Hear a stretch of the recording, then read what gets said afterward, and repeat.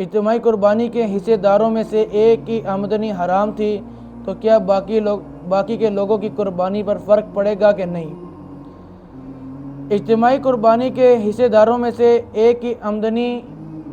حرام تھی، مثال کے طور پہ اجتماعی قربانی میں 7 لوگوں نے حصہ ڈالا اور پھر 7 لوگوں کی 6 لوگوں کی آمدنی بالکل ٹھیک تھی، حلال تھی،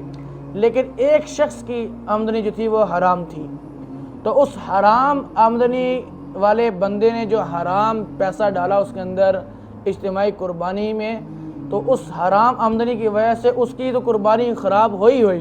اس کے علاوہ جتنے بھی لوگ جو تھے، جو 6 کے 6 تھے، ان 6 کے 6 لوگوں کی قربانی ضائع ہو گئی۔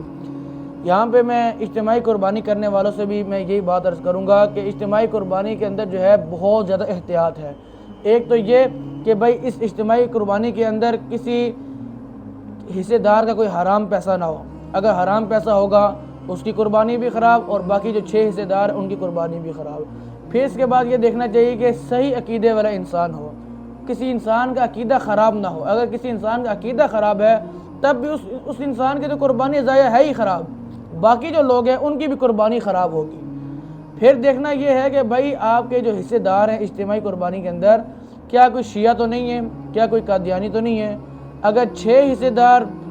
سنی ہیں، مسلمان ہیں، صحیح العقیدہ ہیں، اور ایک حصہ دار جو ہے وہ شیعہ ہے یا قادیانی ہے یا غلط عقیدے والا آدمی ہے، تو اس کی قربانی نہیں ہوگی، اور اس کی قربانی کی وجہ سے باقی جو 6 لوگ ہیں ان کی قربانی وغیرہ بھی نہیں ہوگی۔